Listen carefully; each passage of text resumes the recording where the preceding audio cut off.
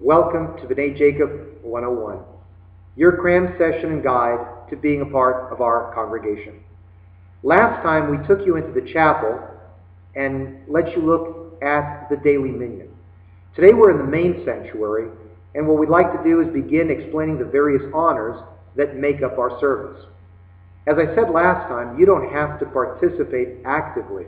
You can merely just come to services and sit and pray. But the Gabbai is always looking for those who might like to participate. And it's a great honor to be a part of the service. And while no one is ever put on the spot, we'd like to make you feel comfortable and at home throughout the service. Now there are four main honors that are distributed throughout the service. Peticha, opening and closing the ark, and that's the one we're going to talk about today. Aliyah, to be called up to the Torah when we read from the Hebrew Bible. Hagba, to lift, and Glila, to dress the Torah when it's completed. Now, for some of the honors, they'll need your Hebrew name, but for this one, Peticha, you don't have to worry about that. The Gabbai, our executive director, will come up to you and ask if you'd like to open the ark for us.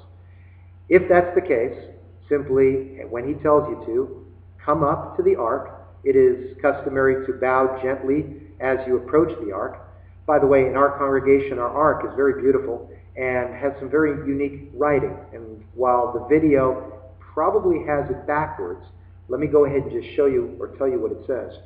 On the very top, it's a very famous expression, Da lifnei mi ata omed. Know before whom you're standing. Of course, you're in the presence of God. On one of the sides of the curtains, it says our name in Hebrew, Kehilat B'nai Yaakov, Congregation B'nai Jacob. And then on the other side, taken from the book of Exodus, the phrase, V'hasneh enenu ukal, and the bush was not consumed. We use that as an expression to remind us of the wonder of B'nai Jacob and the Charleston Jewish community.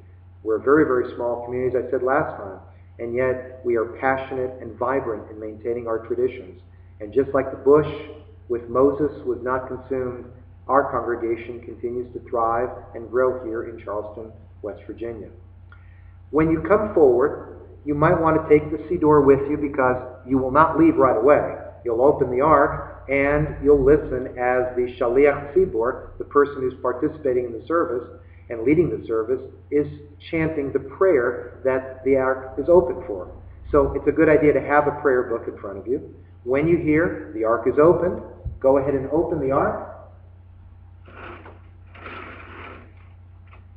Usually you're wearing a prayer shawl. We'll be talking about the prayer shawl, the talid. It is customary then to kiss the Torah as you see the Torah, and then stand here and wait until you're given the cue to close the ark.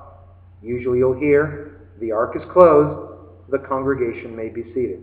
At that point again, you'll kiss the nearest Torah, and then you'll close the ark. By the way, the reason we open and close the ark so often is there are certain prayers that are very important. So important that we are supposed to stand at attention.